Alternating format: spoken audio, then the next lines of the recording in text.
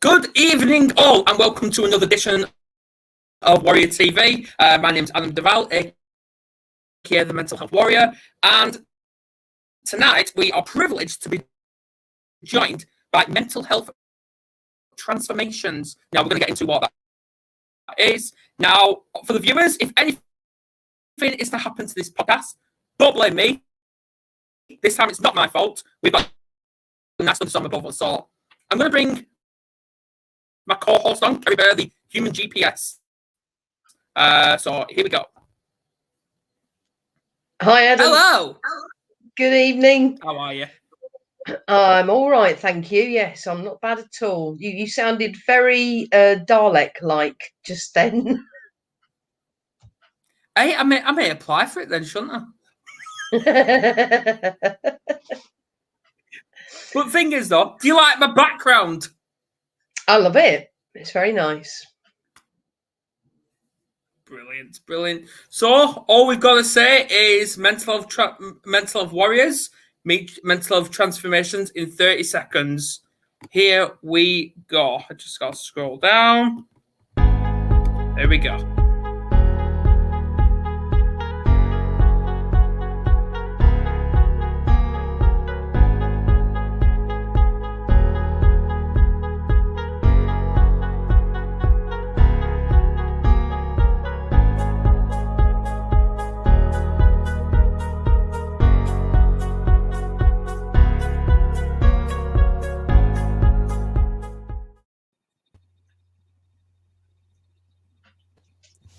Welcome, Mental Health Transformation. How are we? Hello. I'm a Dalek again.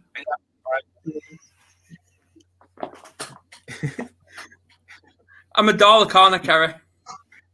You do sound a little bit like a Dalek this evening. Yeah, it must be that storm that's interfering with your internet connection. But never mind. Do you think I should leave and then come back, see what happens? I think so. We can keep going. We can keep going. We're live, aren't we? We're live. So let's just see where it takes us. Let's just see where it takes us. Harry and Joe, it's lovely to meet you both. Please do tell us a bit about yourselves and what it is that you do. Joe's the communication manager for the Mental Health Transformation Group. You start, Joe. Yeah, so I'm part of this group of 6 that I joined last year, and we started off with just 2 people, and then it kind of organically grew. First, I kind of found it because I had an mental health kind of experience myself, which was kind of, I interpreted like a spiritual experience, and then I saw a webinar, and it really interested me. And so I went on to that and I spoke and asked a question. And then Harry, I kind of misinterpreted it and the way I saw it. And Harry actually said to me, it's a positive, like spiritual gifts. And then from that, it was a whole new kind of outlook for me for that. And then I started to saw that actually what I'd been seeing as kind of a negative way was actually a positive. And so the group's based of 6 people who have had their own experiences within mental health and addiction, and we came together and we all had our own insights after discovering the 3 principles of Sydney Banks and had our massive shifts. And so now we have this community group where we come together and share our wisdom that we've developed ourselves, and then we saw and our level of consciousness or our level of insights and well-being, you could call it if you want to use it that way. And so we see, rather than the groups I've been in before, which would kind of talk about issues, talk about problems, we talk about the positive within us, the kind of health within us, and then we see that we soar together, and so then my issues just drop away. And then as communications manager, I kind of started because I'd found a group that I was in, and I suggested we do this talk for it. And so we came along, and then suddenly we realized that actually we got this really great reaction, and we could take this out and tell people about our stories and how we found this.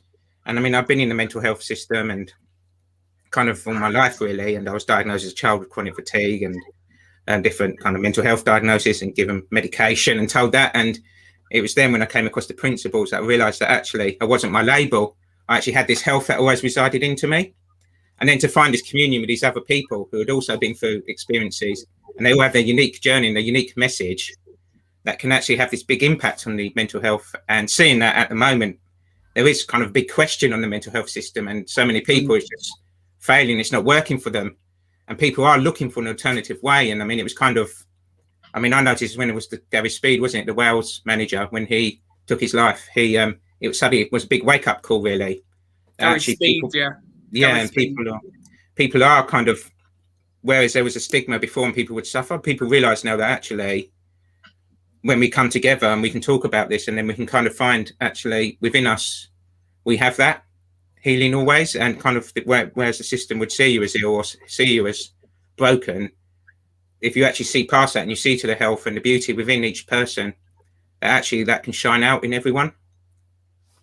And then over the summer, I created a video together, like a preview video. And that was really great experience as well, kind of liaising with Harry. And then I would kind of, he would send me messages about, we'll change this and that. And I'd be like, kind of, sod off, Harry, I can't do that. And then I would get quiet and have that kind of realization then, or that new insight that actually try this and I could do that. And then I realized then how much I was actually really restricting myself through my own kind of image of myself and the kind of false image I created. And so it's like when I went to the mental health professionals, they would give you this image and then I kind of buy into that story and then I would become that. And so that was restricting me more rather than actually seeing who I truly was. That's the key. You see, I'm the lead coach of the group, but it's an organic group. I've never had a mental health issue. I have clients in everywhere around the world, and I've written 4 books, and I'm sharing an understanding of the 3 principles as covered by Sydney Banks, because they changed my life. It's an interesting thing when you say, Adam, you have a mental health issue. We know everybody has mental health issues. Yeah. Everybody goes up and down. It's just some people take it more seriously, and then some people are lucky to have some kind of insight that guides them. And that's our natural state of mind.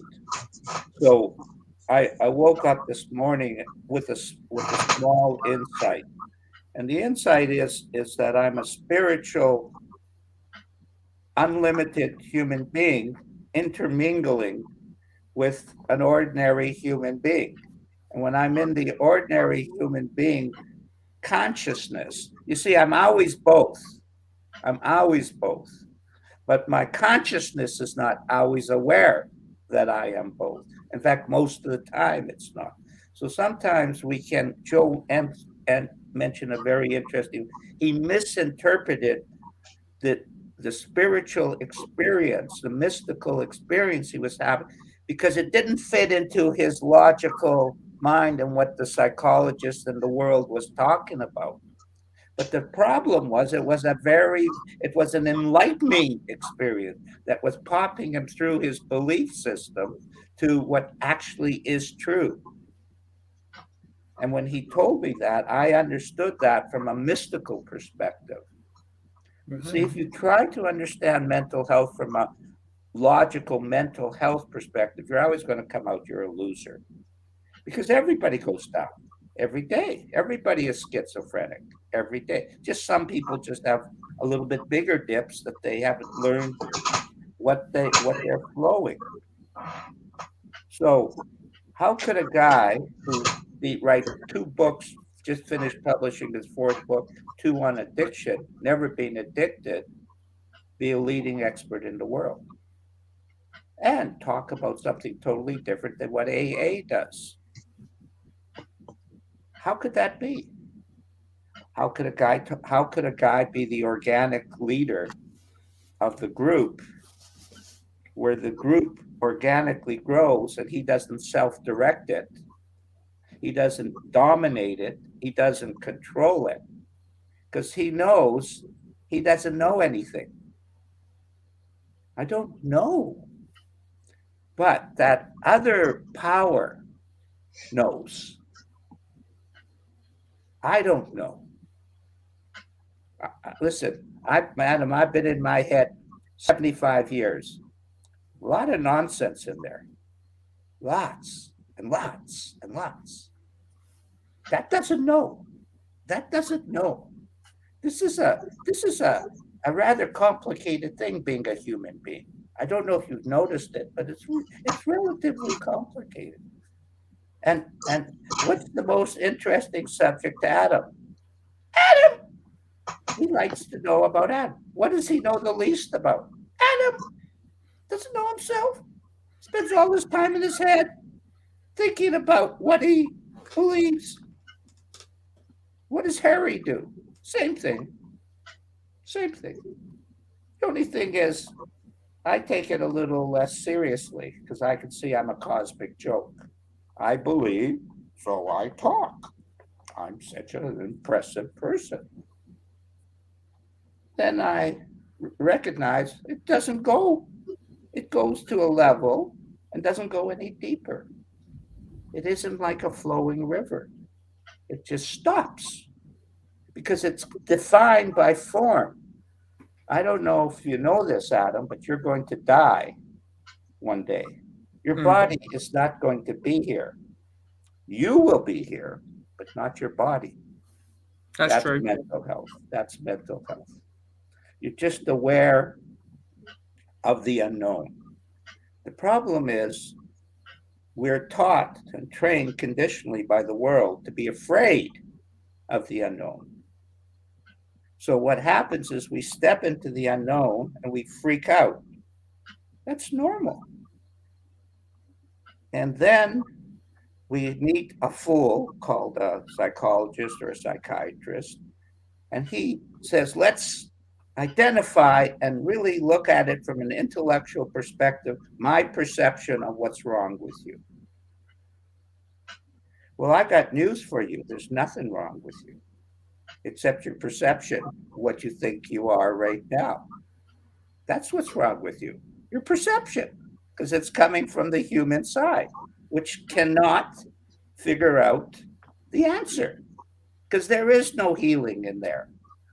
It's just it's a biological computer. You feed it in, it feeds it out. And you feed it back in again, it throws out biochemical things, and you start to notice, oh, when I think like this, I feel like that. That's not good. I better go to the doctor. Doctor, I'm not feeling, let's take a look at this. It's like this. You're in a rowboat, and there's water seeping through. So he says, let's look at the water seeping through and poke a little more holes in it to let the water out of the boat. And you go, gee, that makes sense. But the trouble is the water keeps coming in. And you notice, hey, I'm sinking. Oh, Dr. Z, I got the answer for that. Drugs. Okay, great. Oh, that feels better. Well, all drugs, they have little minor side effects. All of them have side effects. And then after a while, you notice, actually, I'm not getting happier. I'm just coping with my bummer. Now, here's the cause of your bummer. You're thinking about it. If you don't think about it, it's not there. It disappears. You say, well, it doesn't go away just like that. That's right. You have to have an understanding. If you head into negativity, you're going to attract negativity. You plant positive feelings wherever you are, like you're doing on the show. You notice how the show makes Carrie and you feel better? Does it, Carrie? Well, I mean, I've always enjoyed doing this kind of thing anyway. But I mean, I'm totally with you there, Harry. I understand exactly what it is you're saying, where you're coming from, and they are wholly my beliefs as well. But yeah, I get exactly what you're saying. You know, it's very much you do something and you do feel better. You know, or you do something and you feel worse. If you share love, you feel better. If you share negativity, you feel less. If you talk about, I had this client from Sweden. He starts off with all the usual bummer stuff. And then I said, don't talk about that. He got really insulted. He he left the show and the talk, and he went. And then about 15 minutes later, he said he had an insight. Oh my God, he's right. If I don't talk about it, his whole mental illness disappeared. He was in the bed, couldn't work, lethargic, all this stuff, gone. He suddenly realized he didn't have to talk about it. He thought he had to talk about it. I had a client, Carrie, 23 drugs she was on for physical and mental, heavy acute depression, anxiety, the words, about the words. I don't have to get into that stuff. And she visits her doctor, and I had started working with her, and she'd gotten really happy. She had like 3 weeks of happiness. And she went to the shrink, and a nice person. And remember, and I criticize these people, they're innocent. They're teaching what they believe is the right thing to help you. They're not doing they're not trying to hurt you. They believe in what they do. It's just, they're going the wrong way. That's all. Like we do, And so she invited me to go to her, Carrie, with her. So I went, and she starting off with a bummer. And then we leave, and I say, what did you do? You've been happy for 3 weeks. She says, well, I thought I was supposed to talk about that. You see how she had trained him? Her? Yeah. I thought I was supposed to talk about the bummer, so I did. The past bummer, not the present bummer. I said, no, you start with a positive feeling. This is interesting, Adam. This will open your eyes a little bit. I said, you start with a positive feeling. She loved her grandson, absolutely, like all of us do. And her feelings were, I said, start talking about your grandson. So 1 week later, she has to go for another appointment with her shrink. And she goes, so she starts off with this love she has for her grandson. You wouldn't believe it, Adam. The face of the psychiatrist started to get younger. She hadn't heard a good story in 25 years. It was like amazing, the lubricant it was for her. And then I said, she's on these, maybe we could lower some of the drugs and stuff like that. Oh, yeah, that's a good idea. And she went off all 23 drugs. Not right away, at her pace, as her wisdom told her to do it, type of thing. I'm not against drugs, but in my book, I think Joe researched it, I'm not sure. In my book, the World Health Organization ran a survey in about 15 countries, rich countries, poor countries. Poor countries could not afford to give all that pharmaceutical help that we call it. Which countries did better? This is a scientific study by the World Health Organization, 2 times.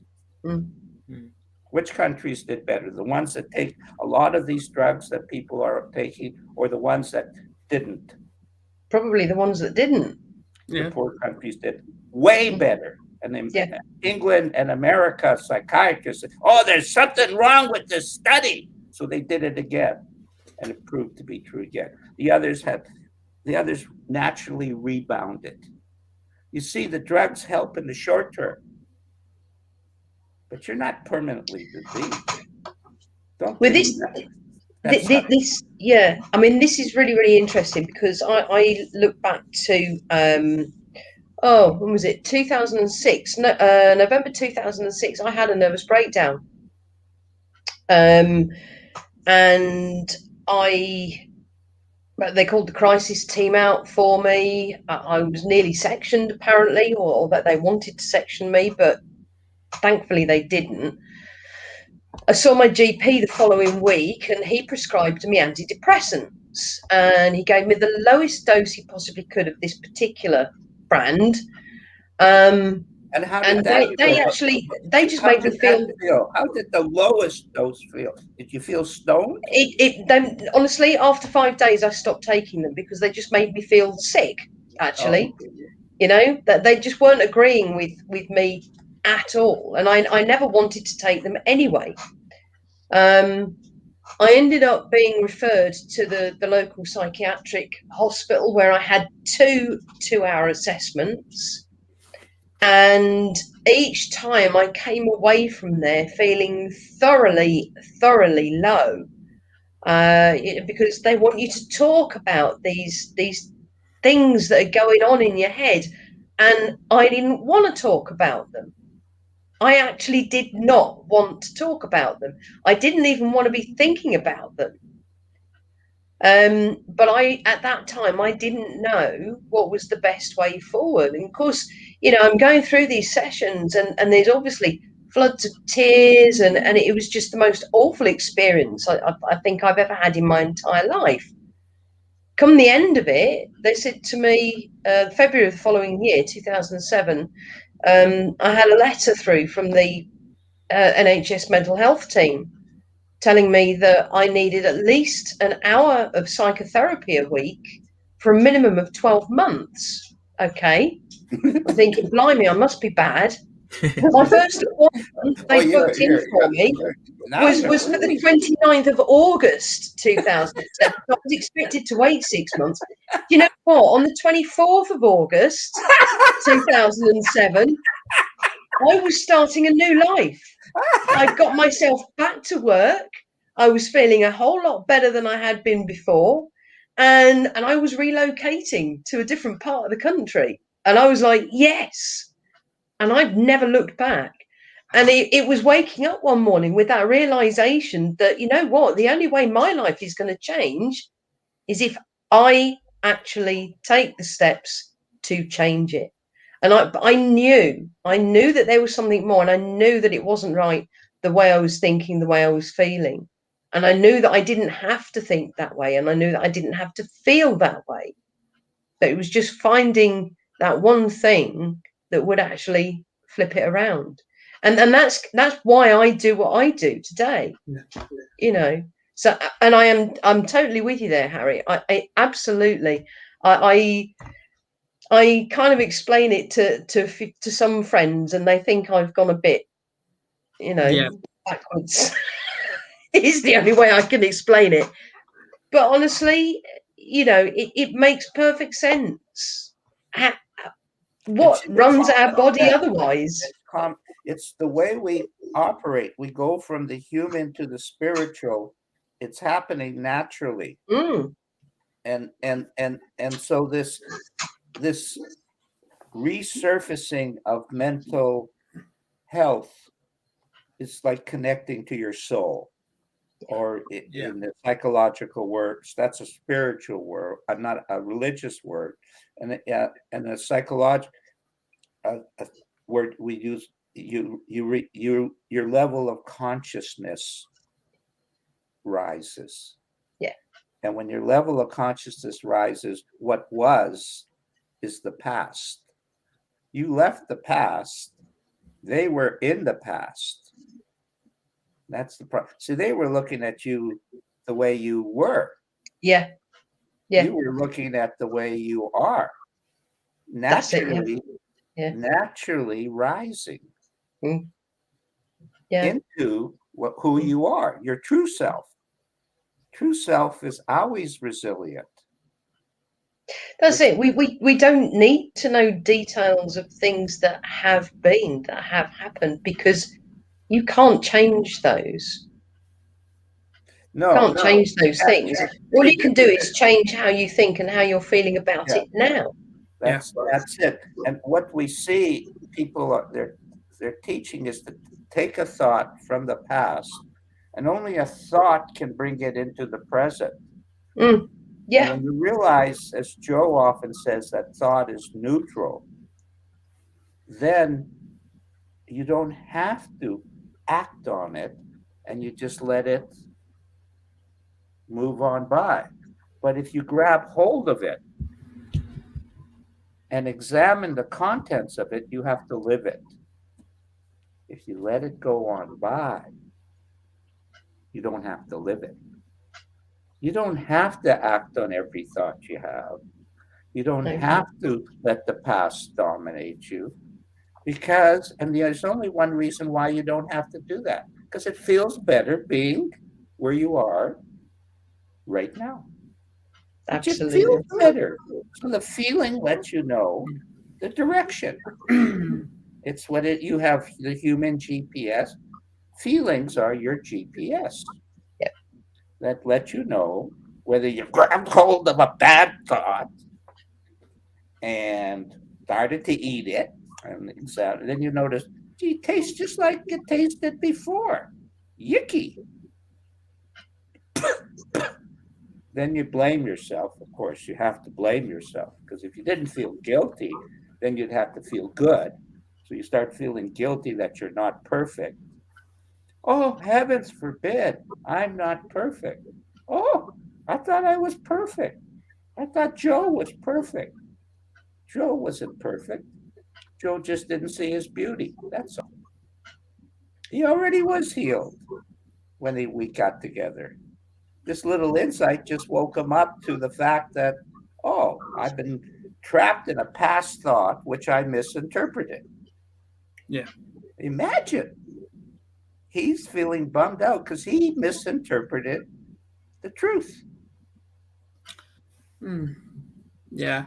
So my question then is, why do you think there's a stigma today surrounding mental health? Well, on the lower human level, people who are gravitating without this understanding are stuck in their beliefs about the way life is. And it's fear-based. And they feel that putting fear out is the way to protect themselves. And they want to feel good, so it's like an ego good. Not that natural flow that it stops at the human level, the ego personal thinking level, and it gives them it's like gossip. What's the purpose of gossip? Well, it destroys everybody around them, but they feel good because they're talking bad about someone else. So they have these prejudicial effects that are always caused because they are prejudiced and they see they're better than other people.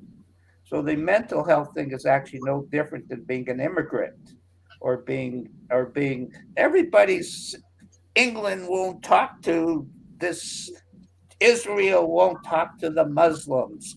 It's all the same thing.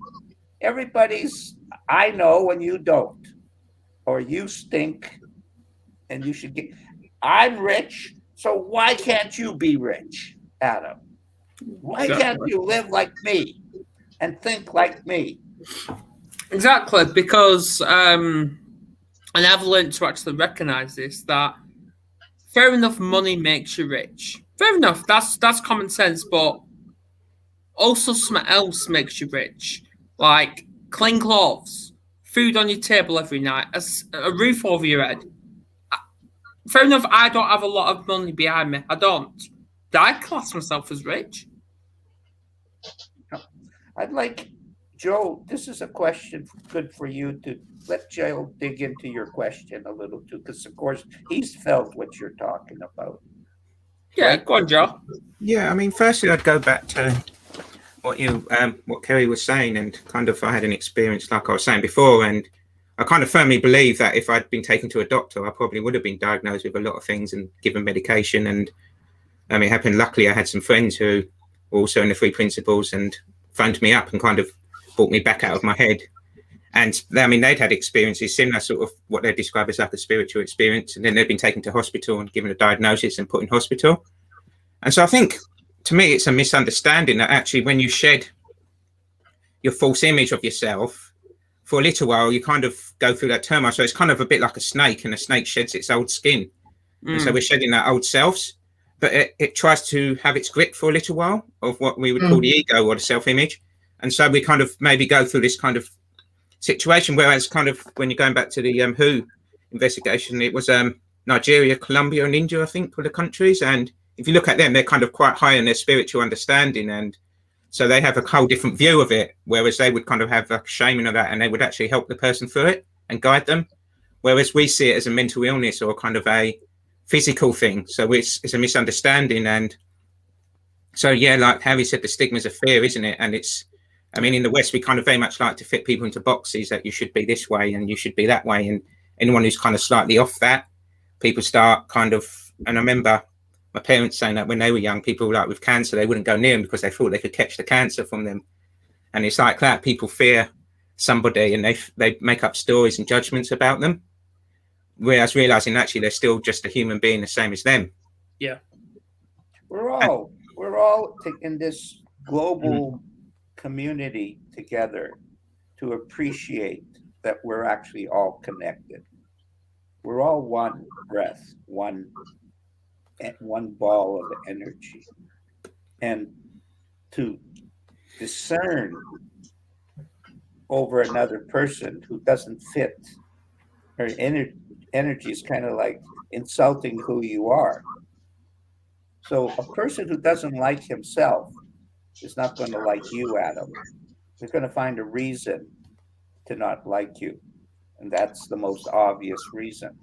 But I have while Joe was talking, I have the answer to your question, the absolute answer to your question. I do a show with, in fact, in a couple hours, I'm doing a show with a Muslim from Casablanca. He's 27, Muslim, and I'm a 75-year-old Jew. You can see that's a perfect combination right there. And we brought on a rabbi from the Three Principle community and a Muslim imam from the community. And because we wanted to bring the people together, because the first reason, one of the things that is obvious is if you don't talk to anyone, I mean, if you insult someone, it's not talking with them. But if you don't talk with one, you don't realize that they're just the same as you are. So I asked them, I said, well, if you both come from Abraham or brotherly, this brotherly, how come you fight so much? It's just kind of your question. Yeah. And the rabbi first says, of course, he has to do a Jewish joke. And he says, well, it's like a family spat. Of course, naturally, they fight the most. Yeah. And then he gave it the answer. When you take God out of the equation or out of the discussion, there's prejudice. As long as God is in the equation, there's no prejudice. So the answer is people who see themselves better than you are or offended by who you are or that stigma, that label, that's the problem. The label's the problem. Bullshit. Man-made. Not a label. It's not true, but it's a label. And who you are, I got news for you, Adam. You're not a mental health warrior. You're Adam Duval. That's who you are. You're a human being, first. Second, you're a spiritual being. And then third, you're a mental health warrior. But going back to the richness you were saying about, and that, I mean, I had a friend who worked for, I think it was UNICEF in Africa, and he said he worked in a small village, and he was saying that they kind of, in the West, we don't know the meaning of the having nothing compared to them, but they were the happiest people he'd ever met because they had the community. And so there's the richness, isn't there, of being together and being compassionate to each other. And actually, when we go looking outside for happiness and we go looking for more money, we just actually don't find it. And it just feeds our ego again, which maybe temporarily it'll give us a kind of happiness, but then we get bored of it and want more and more. Whereas when we realize that actually the happiness is by going inside and then uncovering that compassion again and opening it up, and it's like a flower, it blooms again. And then we realize that actually there's the spiritual richness of that when we're with people like our group, Mental Health Transformations, when we're with people who have that compassion and are in touch with that, then we realize that actually that's what we're here for, really. And that everything else is a superficial trying to find it outside that we're kind of told we have to do, but it's a misunderstanding again. It doesn't come from out there, it's already within us. And it's kind of that big joke, isn't it, that God kind of sends us here and says, go find yourself, and we look all over the world and that, when really it's inside us and that. So it's kind of, That's beautiful, Yeah. Joe, what you just shared. That's beautiful. That's dead on. So that feeling that Joe just described is the answer. Not even the stuff I said, what he described. That feeling. You could feel it. It's peace. When people experience peace and beauty inside themselves, they're not prejudiced. They haven't got time for it. It's a negative emotion. What do you want to spend your time with that? You know, then you immediately after that, you got to go to the pub with the boys and have another drink. You know, it's just, and they're going to talk and agree with you. And then one day you'll go and say, I'm getting a little bored just doing this stuff. And you walk out the door and you meet somebody and we got a little kid and you smile and you go, I like these good feelings. That's all we're teaching. Good feelings. Good feelings will lead you to heaven. Bad feelings will lead you to hell. And it's what you put out reflects back onto you. So when people put out that hate and prejudice and anger and that, it's reflected back onto them and then they feel that. Whereas when you put out the compassion and love, it reflects back onto you. And it's that sharing, isn't it? The more you share, the more it comes back. Agreed. Yeah. Totally. Yeah. Yeah. I So agree. that's the answer. If you're feeling mentally down, plant positive feelings. Just plant what, and if you have no one to plant positive feelings with, plant them for yourself. Go and garden, go in for a walk. But this will quiet down naturally if you don't stir it up. And when you stir it up, guess what? There's no end to how fast it can go. You know, they say speed kills. Speedy thinking does kill. It destroys, it takes away your common sense, Adam. That's all it does. That's all. You lose your common sense, and then the world, the Western world, defines what that is. This and this and this and this. Oh, there's a new word. This and this and this and this. Here's a new drug. Here, this and this and this. And all they're doing is piling on bullshit on bullshit. Yeah, we've got a comment, and I want you to all give your views on this. It's Richard Fair. He put, I am unboxable, but I'm fiercely proud and comfortable to be ASD, so autism high functioning, autistic. To me, it's not a box. It's not a label. It's my reality. I am comfortable within my skin, my gifts and talents, and understand before diagnosis. I didn't understand who I am.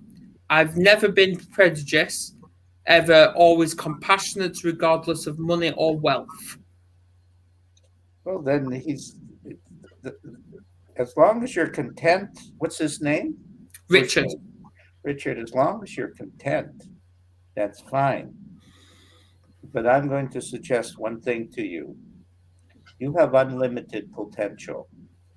And if you're tapping into that unlimited potential with what you're describing, I'm giving it a check mark. When people come to me and they get rid of addiction with something I disapprove of, I give it a check mark. There you go. I've put his comment up. Yeah. So if you're content and satisfied, you're in mental health. Yes. I'm not telling you should fit my image. You keep doing what you're doing. Anybody who's content, check mark. And if it doesn't fit my image, too bad for me. I mean, because I was also diagnosed like high functioning autism, and it's kind of seen for me actually that it's just celebrate my uniqueness and that I have my unique gifts and my unique personality and unique talents. And so I don't have to label it or put it in, call it anything, just celebrate that really. And seeing that actually, yeah, I'm beautiful as I am and I don't need to be anything else or fit anyone else's ideas or concepts or stories. And we're all different. Some are highly intelligent, some are highly this.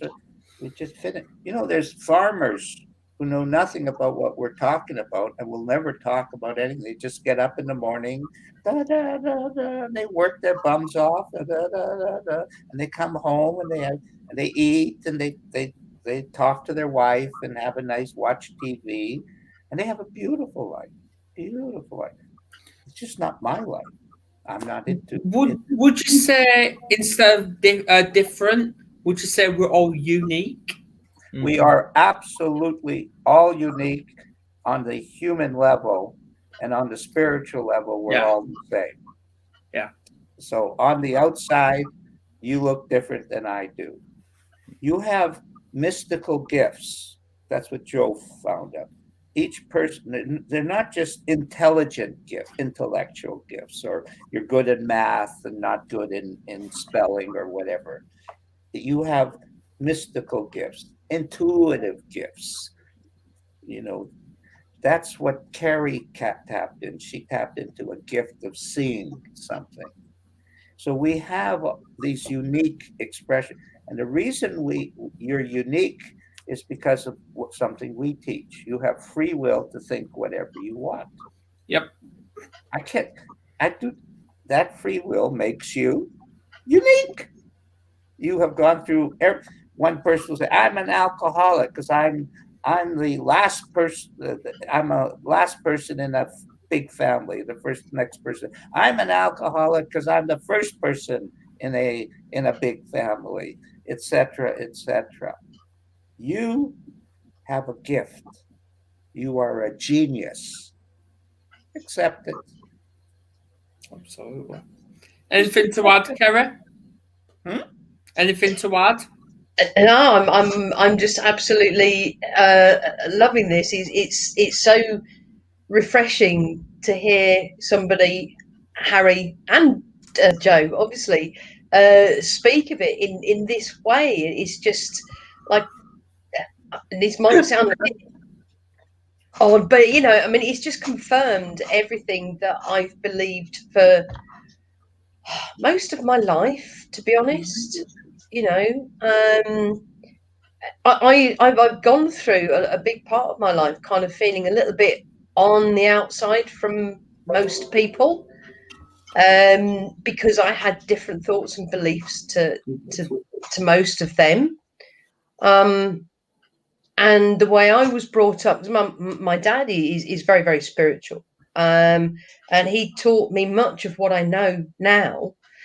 But he also taught me to be very aware of, and a bit wary actually of speaking with other people about it, because not everybody understood it, not everybody accepted it, etc., etc. And I think that was his way of trying to protect me, but I'm all for, I'm perfectly happy for people to know that this is exactly what I believe. Yeah. If they don't want to believe that, that's up to them. I have no problem with that. But everything that you've talked about, Harry and Joe, it makes perfect sense to me. And I'm sure that it will make perfect sense to common sense. It just is common sense. Yeah. We're not saying anything new. No.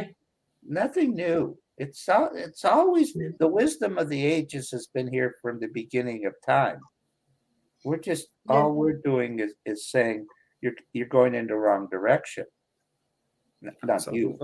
You know that the world is going in the wrong direction psychologically, and they're looking at the problems and trying to fix the problems, and that's why the world's in the mess it is. And if we don't smarten up, we're going to destroy the planet because we're stupid. We're the only. I was going to say we're trying to sort it out from a human perspective and a human level, aren't we? Rather than going within and connecting with our higher selves and connecting with the higher source, and then anything is essentially knowing everything is possible. It's beyond our intellect. Our teacher, who's passed away 12 years ago, I would, beyond time, space, and matter, you will find the answer. Before you think, But it's also you will noticing. find the answer. But it's also noticing. I mean, what I noticed big when we had this lockdown and that, how much nature started healing itself, and all the animals started coming out, and they tested, and the pollution had gone down, and that. And it's just that when we stop trying to interfere, it naturally does it. And it's the same with ourselves. And with myself, if I get stuck in my head and that, it's when I try and fight it and change it, it kind of fights more. But when I trust that intelligence of nature, or the intelligence, everything that's always guiding me back, and I just let it do that and trust it and know it and kind of surrender to it. And then I go back there naturally. And it's kind of... We need to live with it, don't we? Yeah. You know, and we need to live amongst it rather than using it. Abusing it. Yeah, abusing it for things that we're told we really should have or do, or you know, it's I think certainly these last 18 months particularly, I think, have been a huge period of awakening for a lot of people. I think a lot of people are realizing now quite how spiritual they really are, quite how powerful we are on an individual level and on a collective level, you know, and where we really do need to start making these changes. Yeah. But also ourselves, it's abusing ourselves, isn't it? Abusing ourselves because we think we have to be something that we're told we have to be, or we have to achieve something we're told, rather than seeing that actually we already have that beauty within us, and we're already fine as we are, and we don't have to achieve out there because someone tells us we have to be happy or to do that. Or we have a natural idea. Car or a certain house or a particular job. It's Yeah, I won't say just within ourselves. I say with the people in our surroundings as well, because the last 18 months, like, you would think being with the same partner for 12 years, you'd know that person, but really you actually don't. So obviously when the first lockdown hit us, me and my partner thought we were going to end permanently. We were going to break up, and we was actually making those plans to separate for good, where one house and another house. But really, we actually got to know each other even more than what we already do. You see, this is the joke.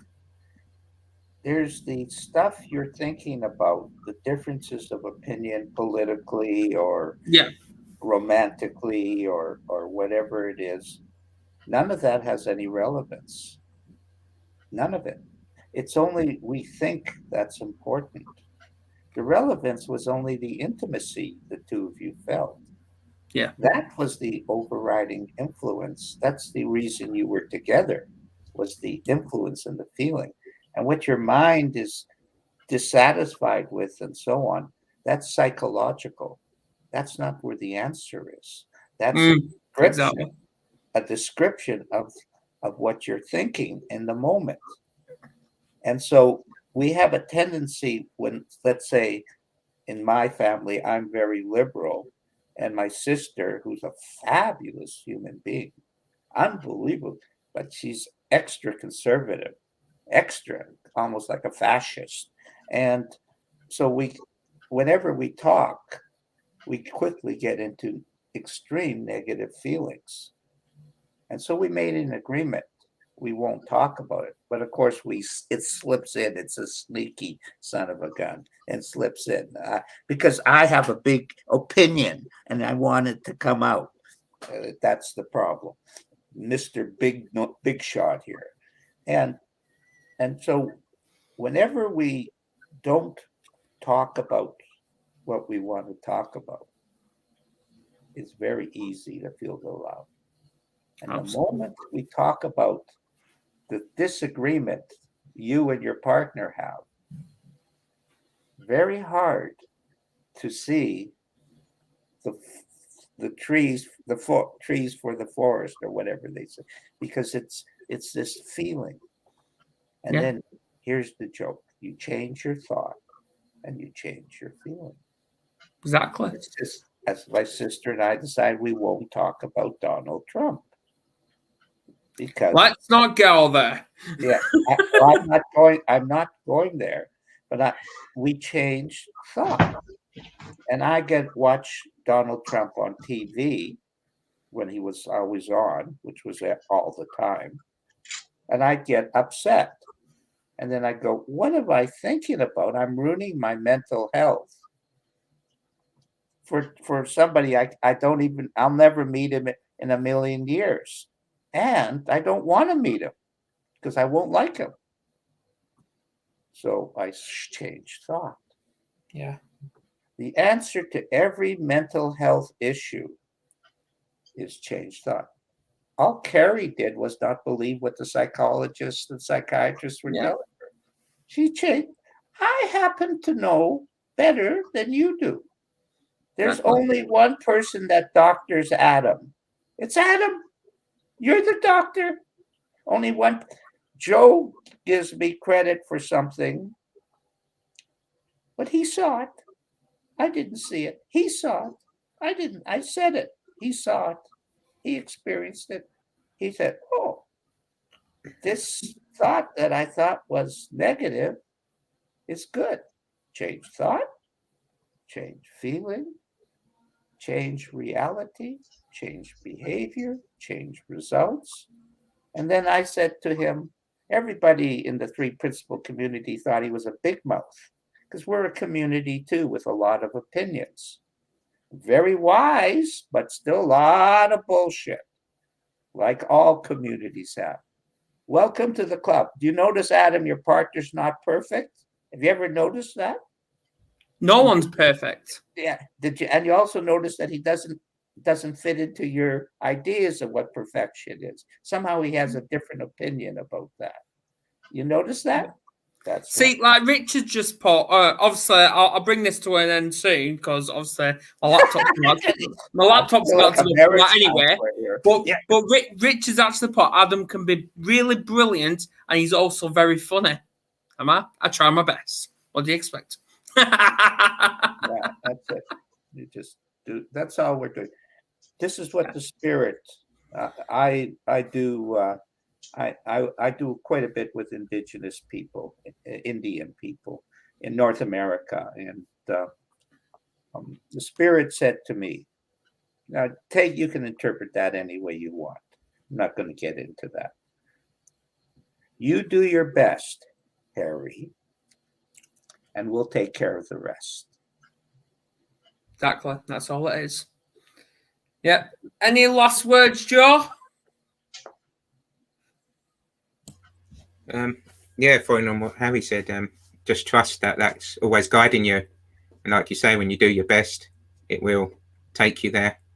And to relax with it, not stress and panic or think you have to force it, because then you just create more stress. And so it's the opposite way to what we're kind of taught to look, isn't it, really? Yeah. Absolutely. What about you, Kara? Yeah, just absolutely echo what both Harry and Joe have said. It's I think it's trusting in yourself and trusting in the higher source, in the higher spiritual world, however you want to refer to it as. Yeah. And contact Joe if you like what we're sharing. We have a 5-minute and a half-hour video on our group and so on. And we're here to help. We don't know how to help, but we're here to help. And where can people find you? Well, Joe is the communication manager. Also, we have a website. We have a YouTube channel, and so my company's name is acttraining.biz, and then they can click on mental health transformations, and it takes you to the website. And with it, it has the videos and the YouTube channel and testimonies and and so on. And we want people to understand you don't have to suffer. No. That's why I'm doing this. Sydney Banks, when he had his enlightenment experience, saw the spiritual trinity of psychology. And he knew that would alleviate all the suffering in the world. And so he thought he'd just have to go and say a few words and it would, but he found it wasn't quite that simple.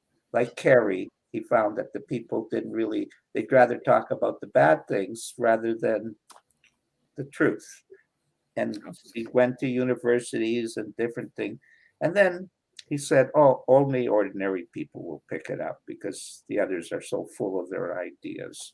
And then slowly the field of psychology, there's a large network of psychologists who have embraced this understanding. But the beauty is, Adam, I have no courses. I am internationally accepted. People come to me. I never solicit clients, ever. They all come to me. Why would they come to me? I don't have any credentials. I've never taken a psychology course because I know what I'm talking about. And what am I talking about? The common sense that Carrie knows also. That's all. Joe, all that happened to Joe was he was a rough diamond. I came and polished it up a bit. The diamond was Joe, not my polishing, type of thing, And every once in a while, I had to kick him in the bum. Yeah, but not very often, But like he's a human being, he was entitled to be dead wrong, But the reality is, the group grew because of his contributions and love and ingenuity and stuff. It grew. There wouldn't even be a group without Joe. The others are incredible, so wise, so deep, but they're different and contribute. Oh, that sounds wonderful. Exactly. All I've got to say is thank you to all three of you for coming on. Pleasure. Yeah, pleasure. Yeah, thank you. You're most welcome. And Joe will put his email that they can contact him, if you could put that out, and also Absolutely. maybe our web page, and then people can if you like what we're talking about and you want to feel better, you come to the right place. You see, people understand a dog that barks up the wrong tree is not much of a hunter. Exactly. And on that note, I will end this now. There's nothing for me to say now other than that's me now for the next few days. All I've got to say is, Kerry, not you, Kerry, the other Kerry, she'll be back tomorrow, 7 p.m. UK time with Karen Unruh. And if you want to have a laugh, please tune into that. They're with Michael Weitzman. And 7 p.m. But before that, 5 p.m. UK time, I'm being interviewed on an American radio show. So, yes, I can't wait for that. And that's it. Cheerio. Awesome. Carrie, and maybe I could send you a copy of my new book. And please, I would love that. If you send the information to Joe and Adam, maybe you can get it from Carrie or buy it.